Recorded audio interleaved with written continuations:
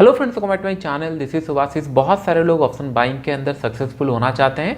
मैं आपको 3 पॉइंटर बताने वाला हूं इस वीडियो के अंदर, क्योंकि इनिशियल स्टेज में मैं खुद ऑप्शन बाइंग करता था, फिर लेटर स्टेज में मैंने ऑप्शन सेलिंग किया। इतने लोग 2018-19 का वीडियो, 20 का वीडियो देखे होंगे, उनको पता होगा मैं एग्रेसिवली ऑप्शन बाइंग भी करता था बीच बीच में, फिर फ्यूचर में ट्रेड किया, फिर ऑप्शन सेलिंग में आने लगा। मैं कुछ पॉइंटर्स बताऊंगा विच इज़ वेरी इंपॉर्टेंट, जितने मैंने समझा है ट्रेडिंग करियर के अंदर ऑप्शन बाइंग के ऊपर, क्योंकि बहुत सारे लोग ऑप्शन बाइंग करते हैं। लेट्स से कि नहीं, सेटअप आपके पास है 1:2, 1:3, वीडियो भी अगर आप लोग देखोगे मनी मैनेजमेंट के ऊपर हो गया, लेकिन ओरिजिनल साइकोलॉजी आपको पता नहीं चलता, जिसके कारण कहीं ना कहीं लॉन्ग रन के अंदर ऑप्शन बाइंग सक्सेसफुल नहीं हो पाता। तो चलिए मैं आपको स्क्रीन के ऊपर कुछ पॉइंट्स बताना चाहता हूं किस तरीके से ऑप्शन बाइंग में भी पैसा कमाया जाता है।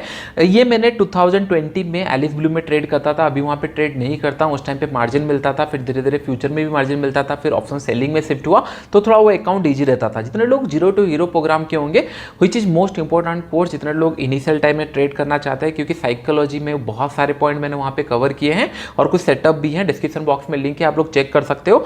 अभी बस थोड़ा सा यहाँ पे कॉन्सेंट्रेट करो स्क्रीन के ऊपर, तो आपको समझ में आएगा किस तरीके से मैं बाइंग में भी पैसा बनाया था, फिर उसके बाद धीरे धीरे ऑप्शन सेलिंग में आया और कौन से फैक्टर्स के ऊपर आपको काम करना चाहिए। फर्स्ट थिंग, यहाँ पे अगर आप लोग स्क्रीन पे देख रहे होंगे, यहाँ पे 03/03/2020 आपको दिख रहा होगा। समय अराउंड यहाँ पे लास्ट में 1,88,000, समय around near about 2 lakh capital था।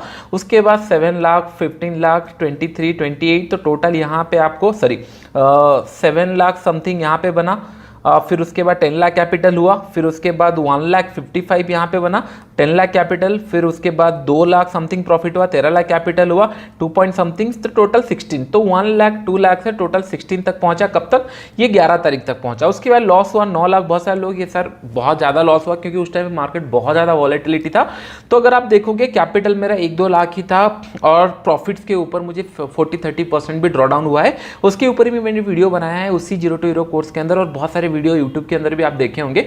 जनरली मैं प्रॉफिट्स के ऊपर थोड़ा रिस्क लेना पसंद करता हूं, सो दैट कि अकाउंट ग्रो हो पाए। उसके बाद 13 लाख का प्रॉफिट हुआ, 20 लाख प्रॉफिट हुआ, फिर 2 लाख, 23 हुआ, फिर 12 लाख, फिर यहाँ पे 2 लाख, 3 लाख कुछ लॉस हुआ।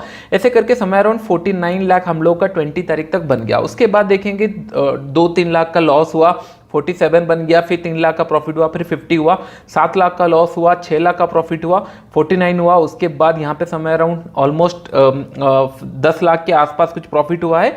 फिर उसके बाद 57, 58, दैट मीन्स 2 लाख से ट्रेडिंग 1,88,000 से स्टार्ट हुआ था।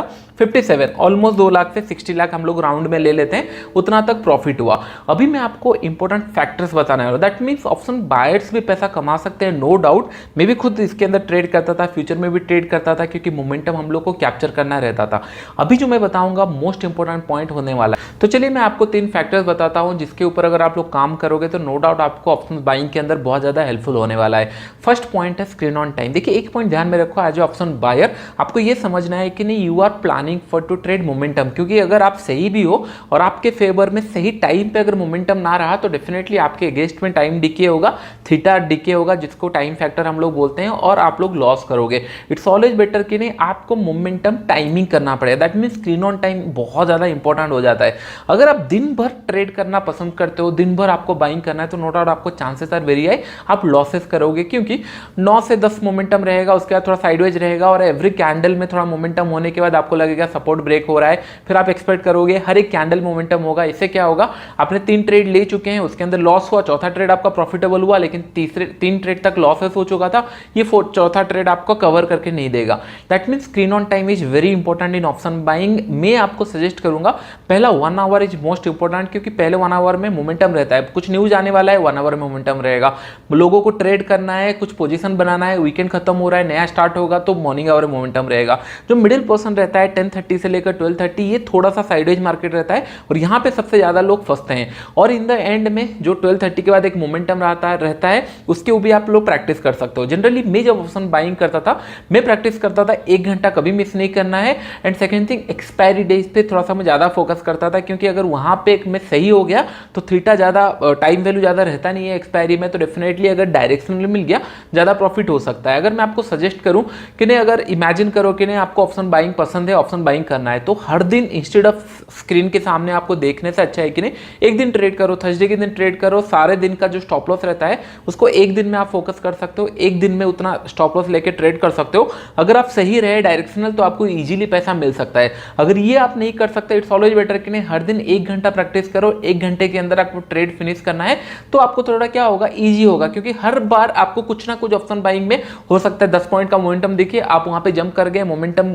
होगा करके फिर 20-30 रुपए वो नीचे आ गया, स्लो एंड स्टडी मोमेंटम किया, टाइम थीटा डी के आ गया, फिर नीचे आ गया, फिर आपको लॉसेस होगा। इस तरीके से ट्रेड नहीं किया जाता। तो ऑप्शन बाइंग जनरली मैं किस तरीके से पैसा बनाता था, मैं एक फिक्स टाइमिंग रखता था, मैक्सिमम एक्सपायरी डेज पे हो गया या मॉर्निंग आवर के अंदर। आई होप ये पॉइंट आपको समझ में आ गया होगा। सेकेंड पॉइंट ऑप्शन बाइंग के अंदर, this point is very important, never regret. इसका मतलब क्या हो जाता है, जनरली क्या होता है जब हम लोग कुछ चीजें बाय करते हैं, राइट, ऑप्शन बाइंग आप 100 रुपए में करो, 10 रुपए में करो, 50 रुपए में करो, you never know the what is the target, exact target क्या होना चाहिए। 200 हो सकता है, 400 जा सकता है। आपने 100 रुपए में बेचा, फिर जब इन द एंड में कंप्यूटर स्क्रीन बंद किया 500 तक पहुंच गया है, फिर आपके माइंड में बार बार कैलकुलेशन चलता रहता है, मैं अगर इसको 500 तक रखता या 450 तक रखता तो इतना पैसा मिल सकता था। इसके कारण क्या होता है, फिर आप फर्स्ट ट्रेड में 100 पॉइंट कमाए थे, नेक्स्ट ट्रेड जब आप करने जाते हो आपके माइंड में वो फिगर चलते रहते हैं, हाँ ये एक्सपायरी मुझे 500 रुपए मिला था या फिर 50 रुपए मिला था, नेक्स्ट एक्सपायरी में भी उतना पैसा मिले। आपको बस ये समझना है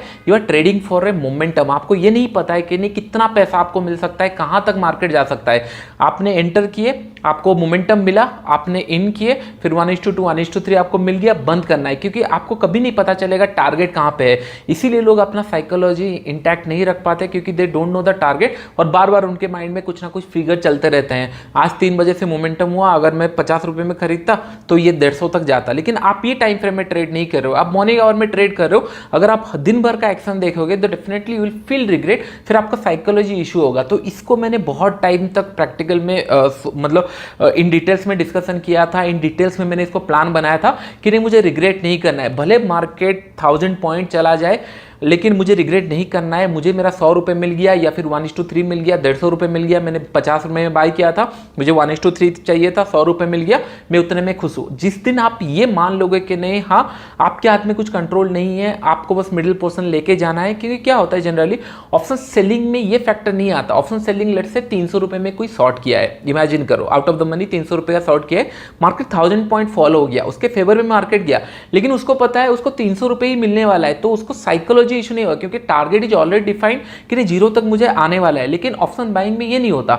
आपने लेट्स इमेजिन 300 रुपए का परचेस कर लिया और मार्केट 1000 पॉइंट चला गया और आपका साइकोलॉजी काम नहीं करेगा, आप 100 रुपए में निकल गए हो, इन द एंड में जब 1000 पॉइंट देखोगे आप तो आप डेफिनेटली वहां पे इशू आएगा। तो इसको आपको कंट्रोल करना है, इसके ऊपर आपको काम करना है। Never regret on option buying. जो स्क्रीन पे दिख रहा है वो आपके हाथ में नहीं आने वाला है, आपके हाथ में क्या आने वाला है, आप एक सर्टेन टाइम फ्रेम फिक्स किए, उसके अंदर जो मोमेंटम आप कितना अच्छा 1 घंटे के अंदर आप कितना मोमेंटम कैप्चर कर सकते हो। कोई भी चार्ट पैटर्न हो, कोई भी सेटअप के ऊपर काम कर रहे हो, अगर वो 1 घंटे में परफॉर्म कर रहा है तो उतना ही मोमेंटम आपको कैप्चर करना है। आई होप ये पॉइंट इंपॉर्टेंट है, इसको आप समझ गए तो हाफ काम आपका हो गया, आधा काम आपका हो गया। तो चलिए हम लोग लास्ट पॉइंट डिस्कशन करते हैं। लास्ट पॉइंट हो जाता है स्केलिंग अप एंड डाइवर्सिटी।